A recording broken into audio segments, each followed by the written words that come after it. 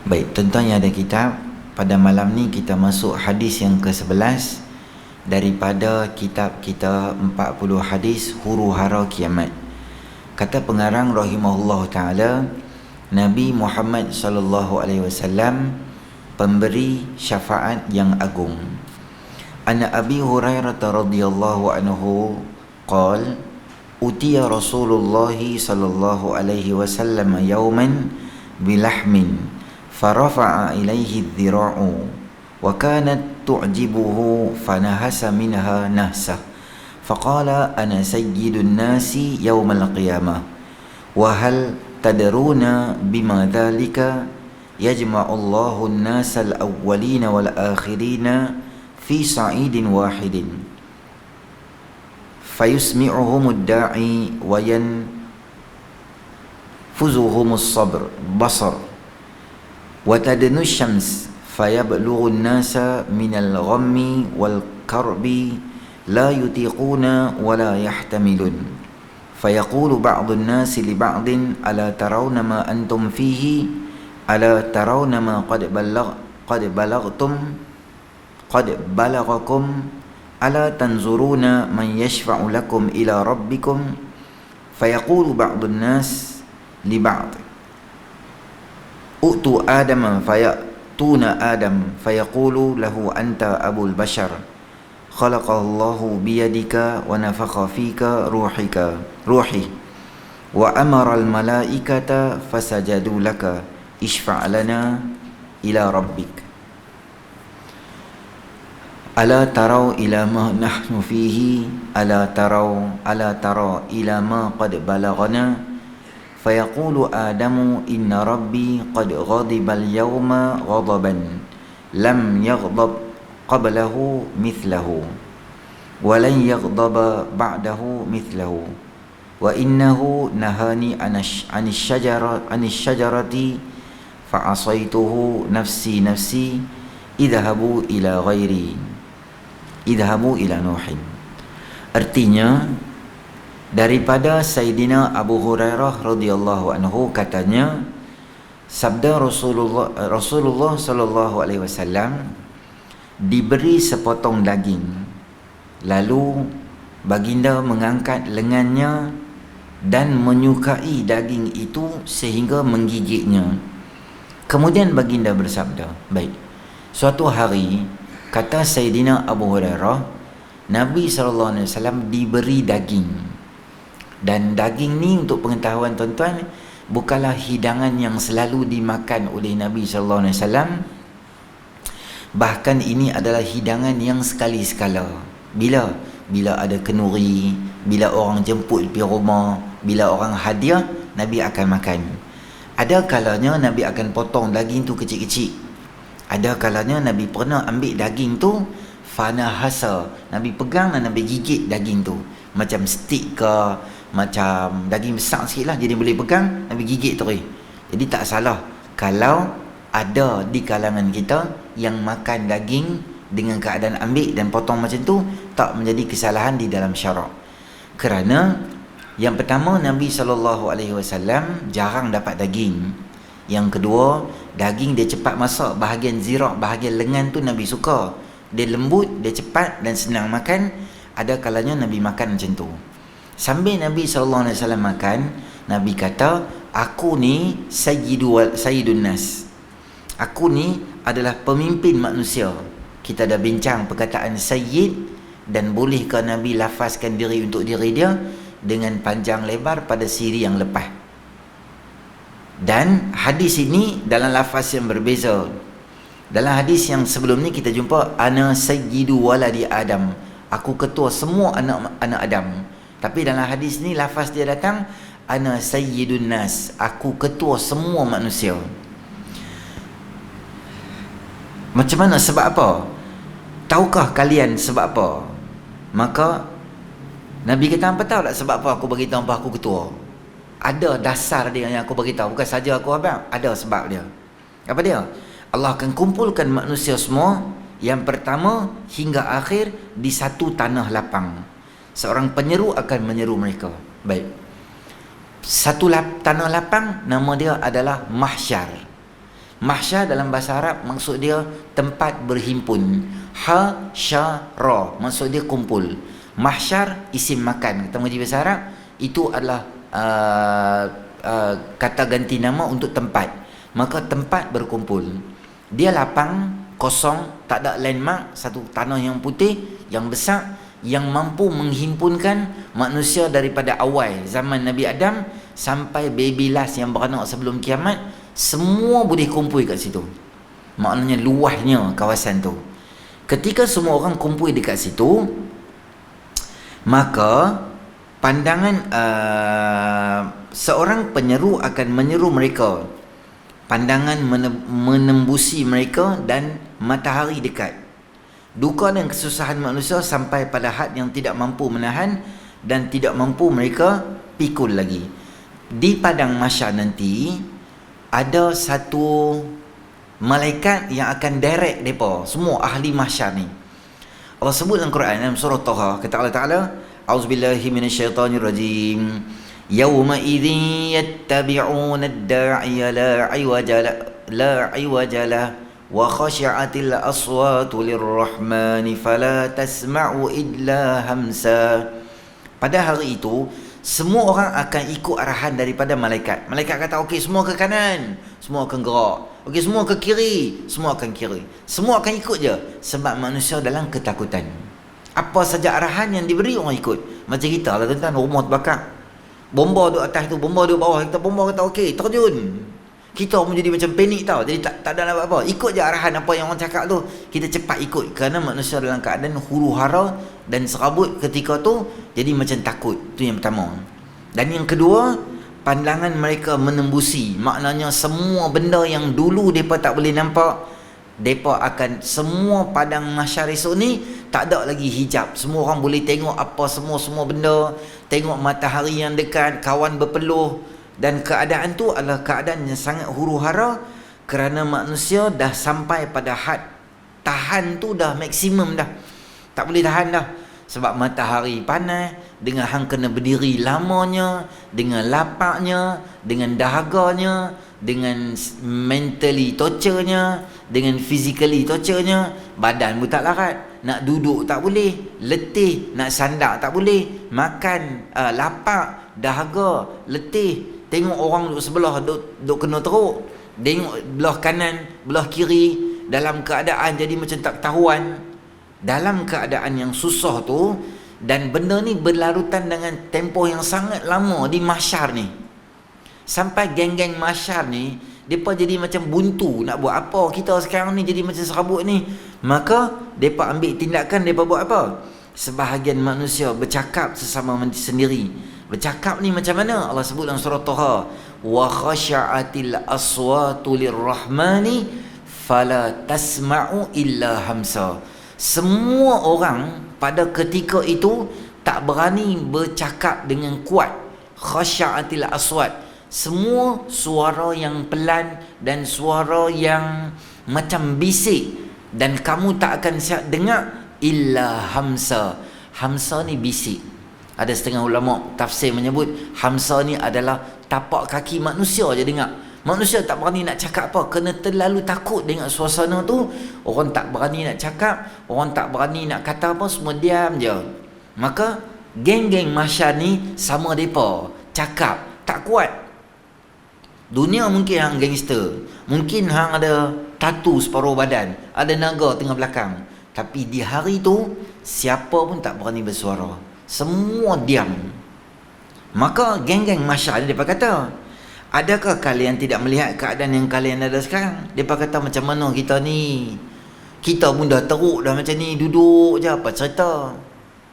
Maka depa rancang sama-sama depa, adakah kalian tidak melihat sesiapa yang memberi syafaat, yang mendekatkan diri pada Rabb kalian? Maka di akhirat esok depa akan pakat-pakat pergi cari satu benda, nama dia adalah syafaat. Syafaat ni apa? Recommendation, kalau bahasa yang mudah kita faham tu. Syafaat ni Allah Subhanahu wa taala akan beri pada beberapa golongan. Antaranya adalah yashfa'u yaumal qiyamati al-anbiya thumma al-ulama thumma syuhada. Nanti di akhirat esok ni yang akan beri syafaat, nama dia adalah para nabi-nabi ataupun para syuhada ataupun para solihin. Termasuk juga orang-orang yang baik dan orang yang soleh, dia boleh juga syafaat pada orang. Tak mesti ustaz, tak mesti ulama, tapi dia orang baik. Mungkin dia berniaga burger ya, mungkin dia kerja biasa ya, mungkin dia kerja bandaran, mungkin dia kerja kontraktor bantu simen staff pada orang je, tapi dia orang yang soleh, tapi dia orang yang dekat dia dengan Allah. Dia ada kemampuan untuk tarik ribuan manusia untuk masuk dalam syurga Allah Subhanahu Wa Taala.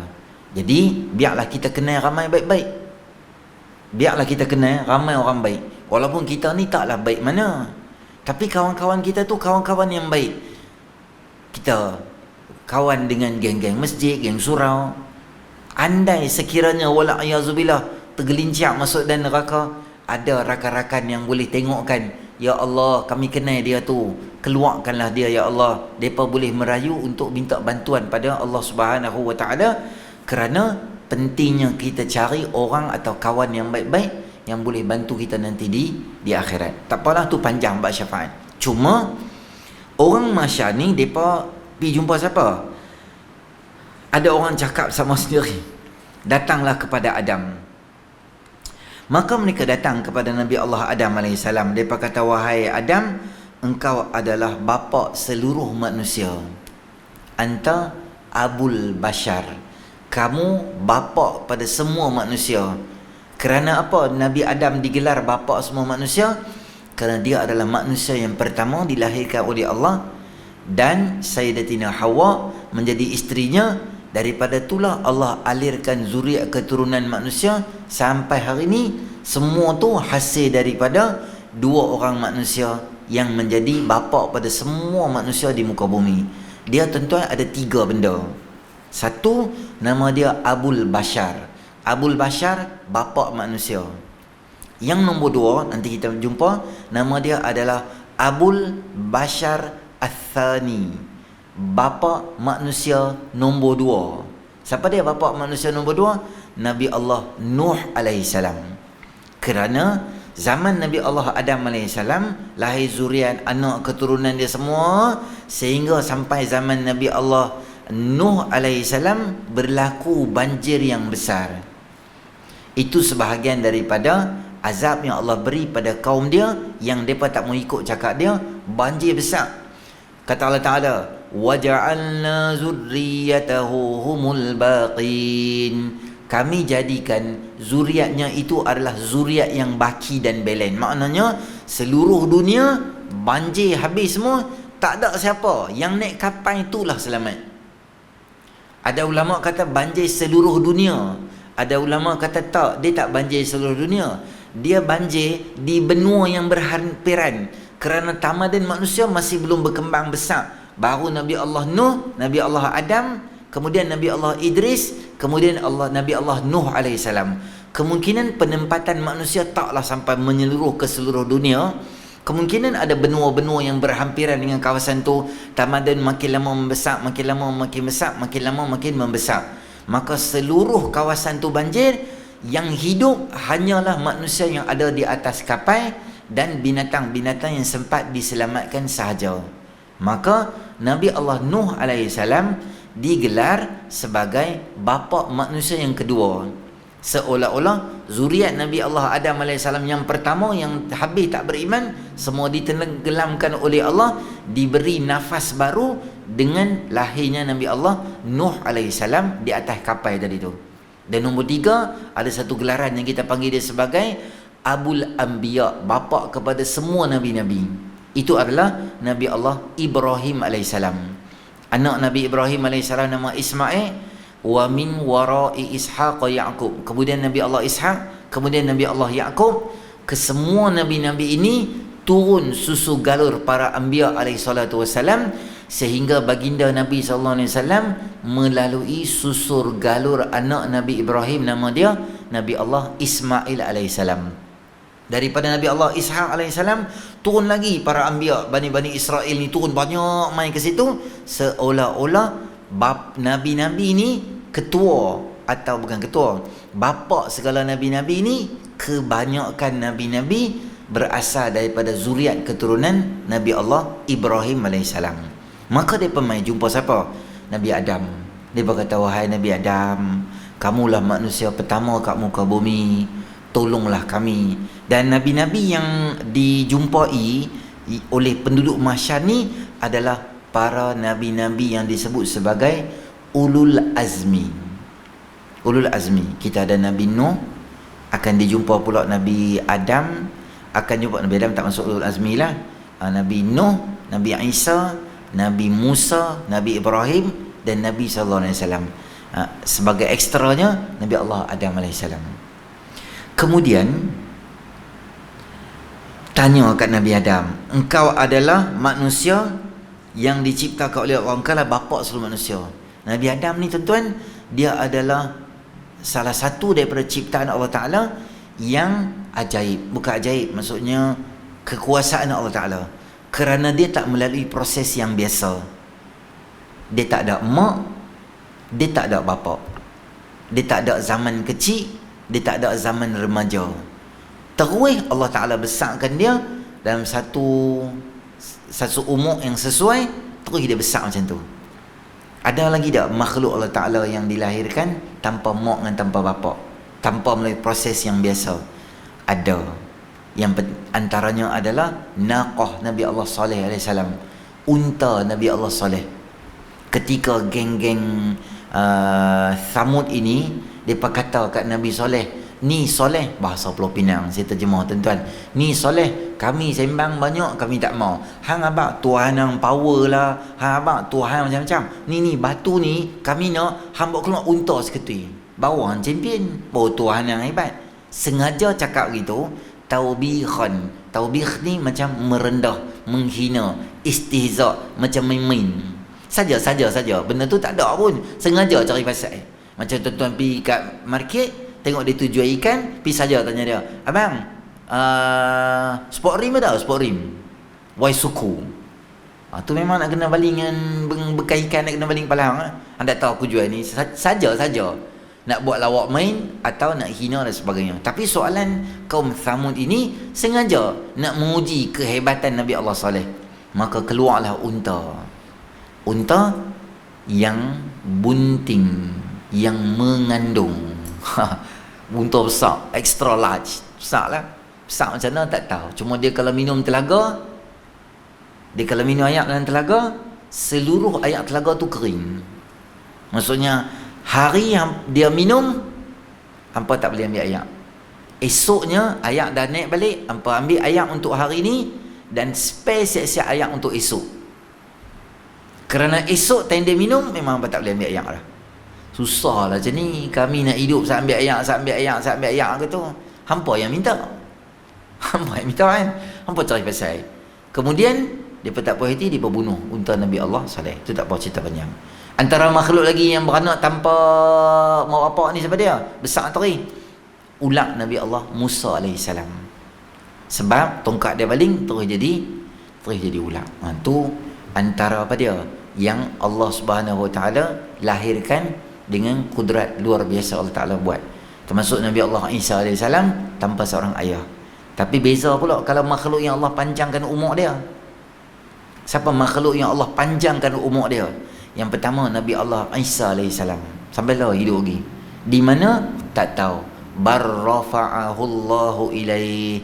Bahkan Allah angkat Nabi Isa, letakkan dia di satu lokasi dan posisi, dan kita yakin Nabi Isa akan turun pasti untuk menghadapi semua fitnah akhir zaman, termasuk Dajjal dan sebagainya. Nombor dua, makhluk yang Allah panjangkan umur dia, nama dia syaitan. Qala rabbi anzirni ila yaumi yub'atsun. Ya Allah, panjangkan umur aku sampai umur pada hari kiamat nanti. Allah bagi kat dia kelebihan, bukan kelebihan, Allah bagi kat dia sebagai satu ujian pada kita. Allah panjang usia dia. Nombor tiga, Allah panjangkan usia siapa dia? Nama dia adalah Dajjal. Dajjal ada lagi? Ada.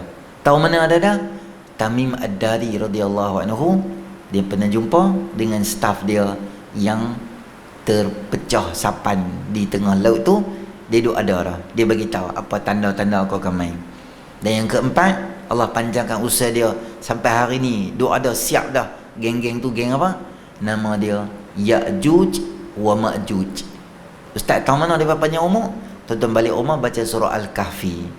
Ya'juj dan Ma'juj pernah ganggu seorang penduduk yang ketika itu raja dia adalah Zulqarnain, dan raja Zulqarnain kata atuni zubaral hadid hatta idza sawa baina as-sadafaini qala anfukhu, bawa ke aku besi-besi, bawa mai semua besi, kita leburkan besi, kita buh dalam bekas, kita tuang masuk sampai satu peringkat dia tak boleh korek dan keluar dah. Tapi dia akan keluar satu masa ketika Allah izinkan dia untuk keluar, dia akan keluar. Maknanya ada dah. Bila akan keluar? Bila berlaku kiamat, nanti dia bila akhir zaman dia akan keluar. Tu Allah panjangkan usia semua yang saya habaq tu. Adapun Nabi Allah Khidir AS masih menjadi khilaf, adakah masih hidup ataupun tidak. Baik. Maka jumpa Nabi Adam, mereka kata dia, bukankah Allah telah tiupkan roh pada kamu dan memerintahkan para malaikat sujud pada kamu? Sujud ni maksud dia apa? Sujud ini adalah bukan litta'abudi, bukan untuk menjadi hamba atau untuk memperhambakan diri pada Nabi Adam, tak. Sujud ini tasyrifan, sebagai tasyrifan, bukan ibadatan. Tasyrifan ni maksud dia apa? Sebagai penghormatan. Macam kita bagi salam kat orang lah. Okey, aku dah buat dah makhluk utama. Okey, semua bagi salam kat dia. Tapi bagi salam tu dengan versi sujud kepada Adam AS. Yang tak sujud siapa? Iblis. Berilah kami syafaat kepada Rabbmu, mana tidak keadaan kami lihat ini. Kata Adam AS, Rabbku waktu ini benar-benar sedang marah. Tidak pernah marah seperti itu sebelum ini dan tidak pernah marah sesudahnya. Dulu dia melarangku daripada mendekati pokok, tapi aku derhaka. Oh diriku, pergilah pada orang lain, pergilah kepada Nuh AS. Nabi Adam kata, Allah ni marah sangat ni, aku tak berani nak jumpa, nak cakap dengan Allah. Apa isu nak suruh, nak cepatkan hisab ke, nak buat ke, aku tak berani nak cakap. Aku rasa ada penghalang satu benda aku, sebab aku dah buat satu dosa dan silap dah. Silap aku apa? Allah kata, wala taqraba hadhihi syajarah, jangan pergi dekat dengan pokok ni. Tapi aku pergi dekat pula pokok tu, aku dah pergi makan dah. Aku dah melanggar perintah Allah. Aku risau sangat. Yang itulah duk terngiang-ngiang di telinga aku. Aku takut Allah akan marah kat aku lagi. Kata Nabi Allah Adam AS. Ini kata ulama tawadu'an, atas nama tawaduknya Nabi Allah Adam AS. Kerana kata para alim ulama, perbuatan Nabi Allah Adam memakan pohon itu sebenarnya ia sudah pun dalam skrip yang disusun dalam qada dan qada Allah Ta'ala. Kerana Allah bagi tahu, inni ja'ilun fil ardi khalifah, kata kat malaikat, aku nak buat khalifah kat muka bumi. Maka perancangan itu sudah ada untuk turunkan manusia ke muka bumi. Nabi Adam AS hanya ikut flow yang disusun oleh Allah SWT. Pernah tuan-tuan muslimin rahmati oleh Allah, Nabi Allah Musa AS tanya dekat Nabi Allah Adam. Hadis tu dalam hadis Bukhari menyebut conversation atau macam debat lah antara dua orang. Nabi Musa ni dia pernah tanya kat Nabi Adam, kamu ke yang Allah cipta mula-mula? Ya betul. Kamu ke yang Allah suruh malaikat sujud? Ya betul. Nabi Adam tanya kat Nabi Musa, kamu ke yang boleh cakap-cakap kalimullah, boleh berkata-kata dengan Allah, duk sembang pi sembang mai? Kemudian Nabi Musa AS dia tanya, bahasa kita, sebab hanglah kami turun ke bawah. Gitu. Kalau tidak kami sedap duduk di syurga lagi. Nabi Adam AS panggil Nabi Musa AS, dan Nabi Adam cakap dengan Nabi Musa AS, sehingga Nabi Musa kata dalam hadis, okey, tak apa, aku faham apa yang berlaku. Kemudian tak cakap dah lepas pada tu. Apa yang Nabi Musa AS sembang dengan Nabi Adam AS, tak tahu. Nanti di syurga tuan-tuan masuk, boleh request ke Allah, ya Allah boleh nak dengar? Boleh. Nanti masuk syurga, kita boleh request kat Allah, ya Allah boleh tak saya nak tengok macam mana banjir zaman Nabi Nuh tu jadi macam mana, saya nak duduk kat tepi tu nak tengok banjir macam mana, boleh request kat Allah. Ya Allah saya nak tengok macam mana Nabi Musa masa tu ular dia, lepas tu tongkat dia makan semua orang jahat-jahat ni, saya nak tengok boleh tak? Boleh. Doa kat Allah, syurga dapat nak apa-apa. Dan kau ingat pasal Nabi Nuh tak ada, dapat bidadari tak ada pasal, lupa semua lah. Tu kita boleh minta kat Allah, ya Allah boleh nak tengok perang Badar tu jadi macam mana, saya nak duduk kat tepi, nak request kat Allah, oh macam ni, oh sahabat ni perang, oh inilah sahabat syahid, oh inilah muka Abu Lahab, Abu Jahal kena mati semua tu. Boleh request, kita ada dalam sejarah, padahal kita tak pernah ada pun. Boleh request kat Allah. Boleh tengok macam mana Nabi Musa, Nabi Nuh, Nabi Idris, Nabi Zakaria dihambat oleh Yahudi dan sebagainya. Itu antara impian saya lah, masuk syurga nanti tu. Teringin nak tengok, sebab kita ada sejarah, kita mengaji kan, cerita dalam Quran, seronok tengok macam mana jadi pada mereka tu. Okey, maka Nabi Adam AS dia rasa macam tak berani nak cakap dengan Allah kerana risau apa yang berlaku. Maka mereka datang, saya baca terjemah lah tuan-tuan, datang pada Nuh AS, lalu dia berkata, wahai Nuh, engkau Rasul pertama yang pertama bagi penduduk bumi. Baik, sebab apa kata Nabi Nuh ni adalah Rasul yang pertama? Kerana zaman Nabi Allah Nuh AS lah ada berlaku syirik dan penyembahan berhala berlaku di zaman Nabi Allah Nuh AS. Macam mana berlaku penyembahan berhala di zaman Nabi Allah Nuh AS? Sebab mereka generasi ke generasi nak mengingatkan orang baik-baik tu, dia gambarkan atau patungkan orang tu, sehingga zuriat keturunan kata mereka ni orang baik, orang bagus, sehingga akhirnya jadi Tuhan. Ada 5, tuan-tuan balik rumah buka surah Nuh juzuk yang ke-29.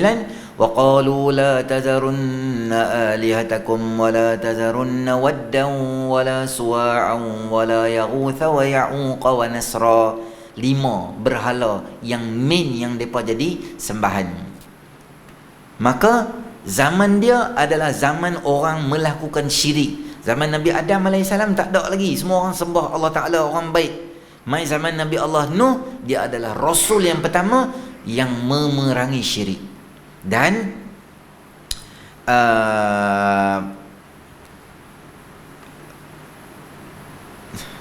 menyebut hamba, engkau adalah Rasul pertama di penduduk bumi. Allah menyebutmu hamba yang sangat bersyukur. Zurriyata man hamalna ma'a Nuh innahu kana 'abdan syakura. Allah sebut dalam surah Isra, Allah kata zurriyata man hamalna ma'a Nuh, zuriat-zuriat yang kami usung mereka, bawa mereka bersama dengan Nuh, sesungguhnya dia adalah hamba yang selalu syukur dengan Allah.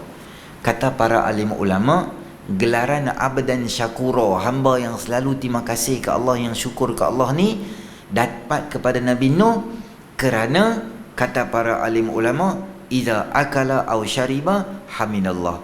Kalau dia pakai baju, kalau dia minum air, kalau dia makan, kalau dia buat apa saja benda, rakiba atau dia menunggang kenderaan unta, kuda dan sebagainya, dia tak pernah lekang mulut dia sebut alhamdulillah, syukur dengan Allah. Dia selalu suka sebut perkataan syukur dan terima kasih atas nikmat yang Allah beri. Maka Allah panggil gelaran name tag Nabi Nuh abdan syakura, hamba yang banyak terima kasih kepada Allah Subhanahu Wa Taala. Depa katalah, wahai Nuh, kamu ni orang pertama Rasul memerangi syirik. Allah mesti sayang dekat kamu sebab kamu bawa orang dekat dengan Allah. Dan nombor 2, Allah sayang kat kamu sebab Allah panggil kamu abdan syakura, hamba yang terima kasih dengan Allah. Boleh tak kamu request, kami request dekat kamu supaya cakaplah dengan Allah dengan wahyu kelebihan Nabi yang Allah beri pada kamu, supaya cepat hisap. Kami tak tahan dah, kerana nama kamu dicadangkan oleh Adam AS. Nabi Allah Adam kata, pi cari Nuh, dia boleh tolong hampa. Maka Nabi Allah Nuh AS kata, Rabbku ini benar-benar marah. Dia tak pernah marah sebelum ni, dan dia tak pernah seperti ini dan sesudah ini. Dulu aku pernah berdoa keburukan untuk kaumku. oh diriku Nabi Nuh rasa bersalah kerana Nabi Nuh alaihissalam telah doa keburukan untuk kaum dia. Baik, benarkah Nabi Nuh alaihissalam telah melakukan kesilapan? Sedikit perbincangan para alim ulama, jawapan dia itu tidak. Sebab apa Nabi Nuh kata? Sebab dia rasa benda tu sebagai bersalah kot. Ada benda apalah aku buat salah. Yang tu padahal tak salah pun. Sebab apa tak salah? Yang pertama, tindakan Nabi Nuh alaihissalam doa kepada umat dia itu adalah setelah hampir 950 tahun buat dakwah. Bukan 1-2 hari. Memang jenis bangsa ketegak, tak mau dengar cakap beratus tahun. Bukan kata keturunan hampa, mungkin dah anak cucu hampa daripada lama tak beriman. Maka boleh kita Nabi Nuh alaihissalam doa tu tak menjadi satu kesilapan. Tapi dia rasa bersalah. Ya Allah, habislah aku doa, Tuhan marah kat aku ke ni, Tuhan marah kat aku ke. Dia rasa bersalah. Padahal benda tu tak ada apa pun.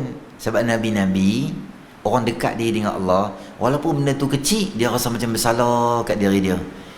Sebab kaedah sebut birrul muhsinin sayyiatul muqarrabin. Orang baik-baik, dia buat baik, tapi orang yang muttaqin, bertakwa, rasa benda tu bersalah dan tak patut buat gitu. Contoh saya beritahu tuan-tuan,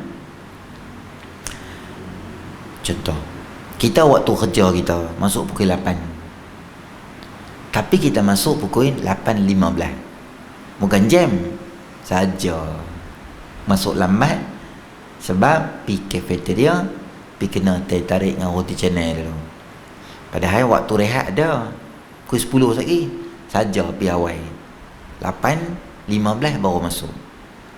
Kalau ikutnya masuk 8.15, maksud dia apa? Maksud dia ambil dah waktu kerja, patut hang kerja, hang pergi tabuh teh tarik. Benda tu tak betul lah. Tapi kebanyakan orang rasa apa? Alah, buat teruk lah dalam minit gitu ya. Bukan aku tak main, ada bawah ni ya. Bos telefon aku naik ya. Dia anggap biasa. Tapi kalau orang yang muttaqin, orang yang bertakwa dengan Allah, dia rasa tak patut aku buat macam ni. Aku masuk dulu pejabat. Kalau aku nak keluar, aku minta izin pada bos aku. Jadi dengan izin hang keluar, ada tempoh masa. Itu berlainan dengan izin kita keluar. Kalau bos kita kata, tak gila pukul 10 kalut apa nak pergi makan awal, boleh kita ikut kan? Jadi orang tu dia anggap apa? Tak boleh ni 15 minit ni, rasa macam tak betul ni. Nanti gaji aku kacau ni. Gaji aku dia mai fikir banyak benda. Tu orang apa? Muttaqin. Orang biasa apa dah buat ustaz pula, mangkak pula dia maki. Padahal dia tu nak jadi baik kan. Nabi Nuh, para anbiya, benda tu tak apa je, tapi dia rasa bersalah.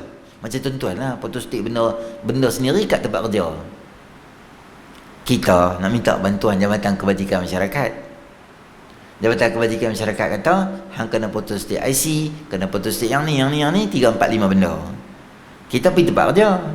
Lepas tu kita ingat photostat tahun ni lah, kita pun pandai tak IC, photostat. Kita punya barang semua ada dah, photostat ada 5 helai kita photostat. Kita ingat apa? Malai lah, tak marah lah. Kadang-kadang photostat tak jadi, orang nak buang kertas, baik aku guna. Kita sendiri create alasan benda tu. Padahal benda tu boleh tak? Tak boleh lah. Kalau nak putus 5 boleh tak? Boleh. Hampir kat kerani yang banyak duit. Berapa kerani minta? Alah 5. Tak apalah, tak payah bayar lah. Tak apalah, ni peribadi saya. Saya guna barang office, tak wani pula. Nah, balik saya. Pen office.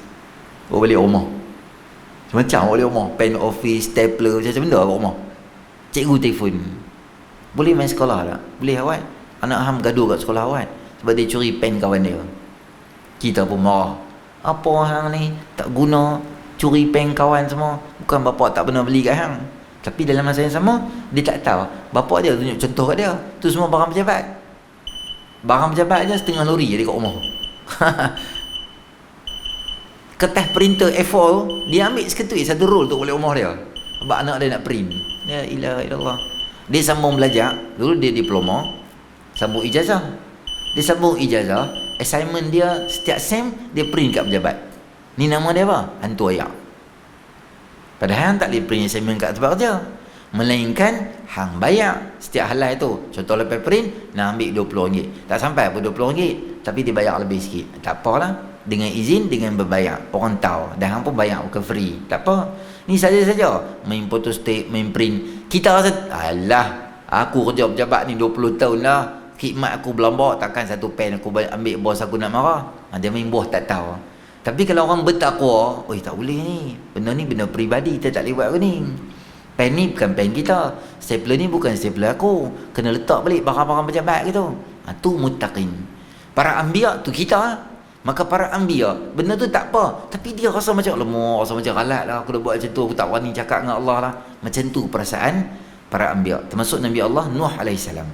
Maka Nabi Nuh kata, pergilah kamu kepada Nabi Allah Ibrahim AS. Hampir kat Nabi Ibrahim. Mungkin Nabi Ibrahim boleh bantu hampa. Maka manusia sampai, wahai, kata Nabi Ibrahim AS, dia pergi kata macam tu jugalah, wahai Ibrahim, tolonglah kami, keadaan kami macam ni, tak nampak ke, boleh ke bantu kami? Rabbku waktu ini benar-benar marah. Dia tak pernah marah sebelum ni. Lalu baginda menyebut perkara penipuan yang pernah dilakukan. Oh diriku, pergilah pada orang lain. Nabi Ibrahim kata, ada 3 benda aku pernah tipu masa aku hidup dulu. Aku rasa takut sangat Allah akan marah aku. Hampa pergilah jumpa Nabi lain. Katanya siapa? Nabi Allah Ibrahim AS. Apa 3 tipu tu? Bukan tipu pun, macam tadi itulah. Syarah hadis sebut tawaduknya Nabi Ibrahim. Dia rasa benda tu tipu, padahal tak tipu pun. Apa dia 3 benda tu? 1. Yang pertama, ketika Nabi Ibrahim AS masih muda, umur 17-18, ketika tu dia dah mula nampak dah apa yang sedang berlaku pada kaum dia, yang okey dan tak okey. Depa geng semua berhala apa semua. Dan mereka semua mengetahui bahawa Nabi Ibrahim ni, dia tak berapa minat dengan apa yang mereka sedang buat. Tapi mereka pergi dekat dia satu hari, mereka ada function di tempat yang lain. Macam ada malam keramaian, malam pesta muda-mudi macam tu lah kot. Semua kampung pergi. Orang kata, Ibrahim, jomlah kita pergi sekali. Dia kata, qala inni saqim. Aku ni sakit, aku tak mau pi. Hampa pilah. Ayat tu berada dalam surah As-Saffat juzuk 23. Kata Nabi Ibrahim, aku sakit. Depa pun pi. Bila depa pi, penipuan yang pertama. Tapi bukan tipu pun. Apa dia? Nabi Ibrahim AS kata aku sakit. Orang yang dengar, depa faham dia sakit, demam, tak larat, nak bangun. Tetapi maksud sakit Nabi Ibrahim itu adalah, aku sakit hati tengok syirik yang hampa buat ni. Allah bagi makan kat hampa, tapi aku geram tengok hampa, sakit hati tengok hampa, sebab hampa duk pergi sembah selain daripada Allah. Aku tak mau lah, aku sakit lah, hampa pergi lah. Orang faham sakit tak sihat. Nabi Ibrahim faham sakit hati dengan perangai syirik hampa. Tak tipu pun benda tu, tapi rasa bersalah depan Allah tu, rasa macam tak betul. Nombor 2, ketika mana Nabi Allah Ibrahim AS duduk di rumah, apa projek dia buat? Dia pergi hancurkan semua berhala-berhala kecil. Dia gantungkan berhala besar tu kapak yang besar. Kisah ni ada dalam mana? Dalam surah Al-Anbiya juzuk yang ke-17. Tuan balik buka, step by step, satu-satu Allah cerita dengan jelas apa yang berlaku. Ketika mereka balik tu, mereka pergi jumpa Tok Kong dulu. Jenis tu. Balik function apa semua, tak balik rumah. Kira balik jumpa Tok Kong dulu. Pergi masuk ke berhala, habis hancur kepala kecil-kecil. Maka mereka tanya mereka, siapa yang buat ni? Man fa'ala hadza bi alihatina? Siapa yang buat macam ni kat Tuhan-Tuhan kita? Kata kaum Nabi Allah Ibrahim AS. Maka mereka kata, ada orang tak ikut? Namrud kata, ada orang tak ikut. Ada di kalangan kita seorang yang tak ikut. Apa dia? Inna sami'na fatan yadhkuruhum yuqalu lahu Ibrahim. Kami ada dengar satu orang fata. Fata ni anak muda, yang mereka panggil dia Ibrahim. Adalah kami duk dengar nama dia tu Ibrahim. Dia budak muda ya. Dia selalu macam tak suka orang kita ni. Maka Namrud kata, panggil dia mai. Berlakulah kisah yang kedua. Maka Nabi Ibrahim AS sebenarnya itu adalah sebahagian daripada strategi dakwah Nabi Allah Ibrahim. Tapi dia rasa macam alamak, kalat lah aku pergi habaq macam tu pula. Dia kata bal fa'alahu kabiruhum haza. Yang buat tu, yang dia tak, Nabi Ibrahim tak kata aku tak buat. Nabi Ibrahim kata yang buat tu yang besar tu. Tujuan dia nak bagi hangpa fikir. Nabi Ibrahim tak kata aku tak buat. Tak, bal fa'alahu kabiruhum. Yang buat tu adalah yang besar tu nama dia helah lah, nak bagi orang fikir.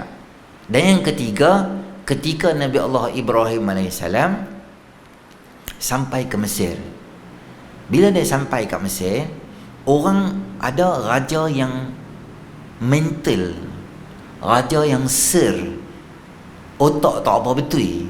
Sebab apa? Dia kalau isteri orang, dia tak kacau, dia kacau. Kalau adik, dia tak kacau, dia jenis minat isteri orang. Sebab tu saya habaq mental. Dia ada masalah otak. Maka ketika Nabi Ibrahim AS pergi dengan isteri dia, Hajar AS, masa tu ada Sarah, isteri dia. Isteri pertama dia nama Sarah, isteri kedua dia nama Hajar. Bukan Hajar. Ketika sampai, orang kampung dah maklum dah, Nabi Ibrahim tahu. Maka Nabi Ibrahim kata dekat Sayyidatina Sarah, wahai Sarah, nanti kalaulah kita kena investigation, kena periksa dengan askar dia, sebab kita outsiders masuk kampung, visa, kapal terbang, flight, day to immigration, check kita dan sebagainya. Nanti hang kalau kena tahan sampai ke raja dia, atau aku kena tahan, kalau dia tanya hang siapa, aku tanya hang siapa, hang kata aku saudara hang saudara aku. Hang jangan terhabaq suami isteri, kerana laki tu akan kacau dia, kacau hang atau ganggu hang, kerana dia tu adalah dia macam mental sikit lah. Maka betul raja ni tangkap Sarah, isteri Nabi Allah Ibrahim AS, dan dia tanya siapa yang kat luar tu. Maka kata Sayyidatina Sarah, itu siapa? Itu adalah saudara aku, itu akhi, saudara aku. Salah ada apa yang Nabi Ibrahim ajak suruh isteri dia cakap kata? Tak salah, kerana dalam ketika negara Mesir ketika itu dengan raja mental tu, daripada orang yang Islam. Aku Islam, hang Islam, dua-dua agama hanifan muslimah, Islam dua-dua. Jadi innamal mu'minuna ikhwah, orang Islam tu bersaudara. Hang saudara aku saudara hang. Saudara atas nama la ilaha illallah. Adapun kita suami isteri. Maka masuklah Sarah dalam bilik. Tapi Sarah ni terlalu cantik tuan-tuan. Disebutkan oleh Nabi SAW, utiya Yusuf wa ummuhu syatrul husni.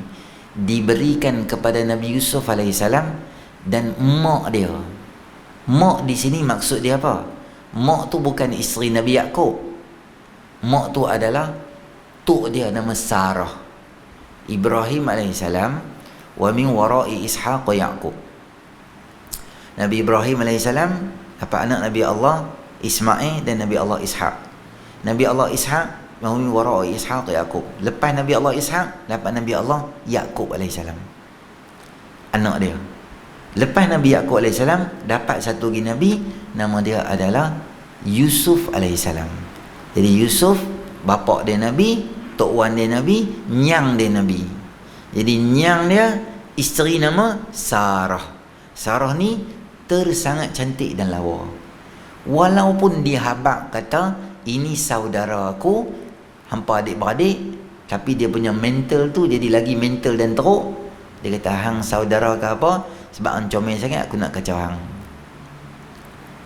Allahumma in kunta ta'lamu inni amantu bika wa bi rasulika wa ahsantu farji illa ala zawji fala tusallit alayyal kafir. Ya Allah, andai sekiranya engkau mengetahui aku beriman pada kamu dan Nabi kamu. Wa ahsantu farji, engkau peliharalah kehormatanku, illa ala zauji, kecuali kepada suami aku. Maknanya suami aku dengan aku tak apa, orang lain kau jaga kehormatan. Saya terjemah kehormatan lah, bahasa yang sopan sikit. Dan fala tusallit alayyal kafir, jangan kau biar si kafir ini menguasai aku. Dia doa tu baguslah tuan-tuan. Saya panggil doa tu doa elak kena rogol. Tu doa dia. Macam mana tuan-tuan nak tahu? Hadis tu dalam Bukhari. Doa yang saya habaq kat bawah ni kat tuan-tuan pun saya tahu masuk dah. Doa apa tak tahu. An ardillah doa. Tengok malam ni tuan-tuan peringat saya, ustaz jangan lupa buh doa rogol tu dekat Facebook ustaz. Nanti saya buh doa tu. Hadis tu tuan-tuan boleh amal. Habaq anak-anak perempuan kita, print doa tu, simpan bolang kereta, boleh baca tiap-tiap hari, jadi kuat untuk kita. Sarah baca doa tu, raja gila mental tu, tuan-tuan jadi apa? Jadi macam kena Parkinson. Dia nak pegang ya, sini ya, kedepam dia jatuh tu. Jadi macam tak boleh kawal diri dia. Dia pun bangun, dia kata sebab apa jadi apa kat aku? Dia nak pegang sekali lagi. Jadi sekali ketak-ketak, jadi macam apa aku, jadi macam ketak jatuh. Dia pada orang kan. Maka Nabi Ibrahim, raja gila tu, dia kata dia ni hang siapa ni? Aku pelik lah tengok hang. Risau pula aku. Nanti malu aku kalau aku sakit lagi kali berikutnya. Nanti orang kat luar kata hang perempuan telah mencederakan aku. Wih, pelik lah hang ni. Kita keluar. Aku tak buat apa kat hang. Dia buat keluar. Maka bila keluar di luar tu, maka raja mental tu buat apa? Dia takut sangat penyakit dia akan mai balik. Dia kata macam ni lah, aku takut sangat, aku rasa bersalah sangat, nak ambil kat hamba seorang hamba bagi kat hamba. Siapa hamba tu? Sayyidatina Hajar alaihissalam. Itu adalah bekas staf istana raja mental tu, dihadiahkan kepada Nabi Allah Ibrahim alaihissalam. Kemudian Nabi Ibrahim alaihissalam nikah dengan Hajar alaihissalam. Daripada Hajar itulah lahirnya siapa? Nabi Allah Ismail alaihissalam. Daripada Nabi Ismail, walaupun ditinggalkan di tempat yang kering kontang, tak ada ayak tu, karen tak ada, boleh hidup tuan-tuan, ayak tak ada, Allah pelihara Nabi Ismail, Allah hidupkan dia. Sebab apa? Sebab Nabi Ismail daripada zuriat keturunannya lah akan lahirnya Nabi SAW. Kata ulama, Allah pelihara Nabi Ismail disebabkan barakah dan kemuliaan Nabi SAW. Panjang cerita dia. Okey, saya rasa tuan-tuan kita kena berhenti di situ. Tu 3.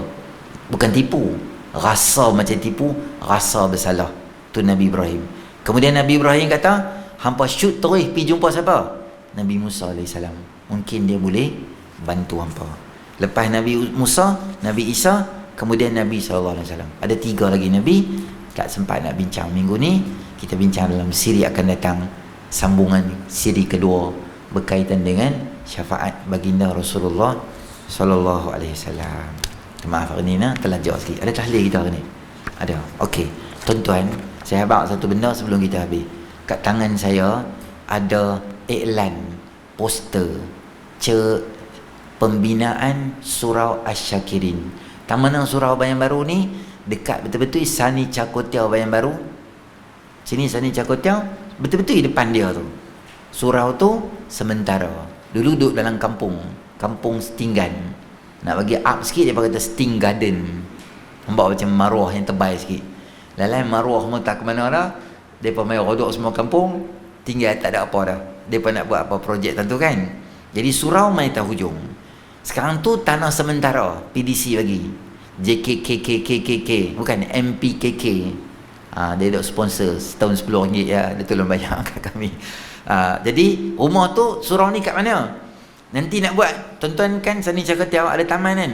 Jalan depan sikit tu ada banglo 3 tingkat. Betul-betul kat ujung tu ada 2 lot banglo yang dibuang untuk buat surau ni. Pemaju tu Datuk Bashir, dia kata tak apa ustaz, saya buang 2 banglo, baik surau ni buat. Kutipan nak 1 juta. Hari ni, bukan hari ni lah, later saya cek 650,000. Tak banyak dah. Tak banyak dah. Saya duk ingat lepas raya nak start dah. Tak lepas raya lah tuan-tuan. Tadi mai dah. Petang tadi mai dah. Depa mai cek tanah. Teng nak sesuai, nak piling ke apa ke, nak buat boleh simen biasa ke, sebab nak buat 2 tingkat. Depa mai dah tadi cek.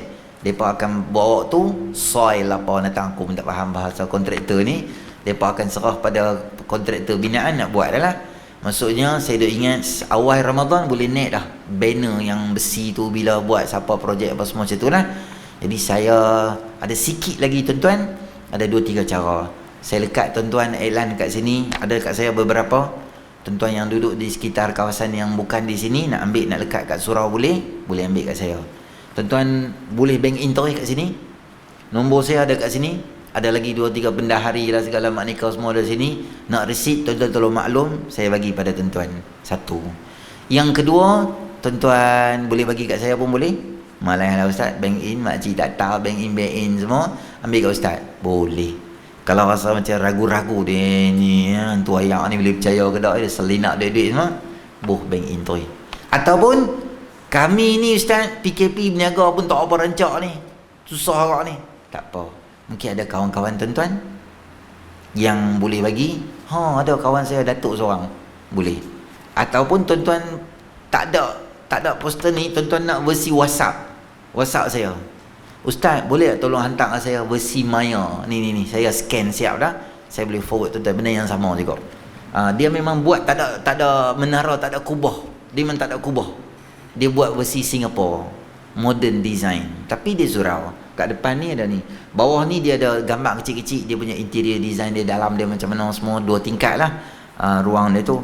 Tuan-tuan boleh ambil, kita semua pakat-pakat bagilah setakat mana kita boleh bagi. Tak apa, saya selalu tengok dekat ni, dekat apa, dekat account bank tu, saya parti saya kan, ada orang bagi RM1 tapi tiap-tiap hari RM1, nama dia je tiap-tiap bagi 2 kupang ada, tiap-tiap hari 2 kupang ada, 3 sen ada. Saya nak bak banyak mana pun tak apa. Tuan-tuan nak bagi lebih pun boleh, sehari nak bagi RM5 boleh, tapi istiqamah dia lepas subuh. Pagi kalau saya cek tu, waktu dia macam tu, daripada 7 sampai 9 pagi mesti ada RM1 itu. Boleh kan? Tak apa. Saya tinggal tuan-tuan, nanti tuan-tuan menyumbang, boleh beritahu saya insya-Allah. A'udzubillahi minasyaitonir rajim. Bismillahirrahmanirrahim. Alhamdulillahirabbil alamin. Wassalatu wassalamu ala asyrafil anbiya'i wal mursalin wa ala sahbihi ajma'in. Allahumma anfa'na bima 'allamtana wa 'allimna ma yanfa'una wa zidna ilma. Rabbana atina fid dunya hasanah fil akhirati hasanah wa qina adzabannar. Walhamdulillahirabbil alamin. Kita ada tahlil tuan-tuan, sejurus selepas isyak. Nama apa? Nanti beritahu saya.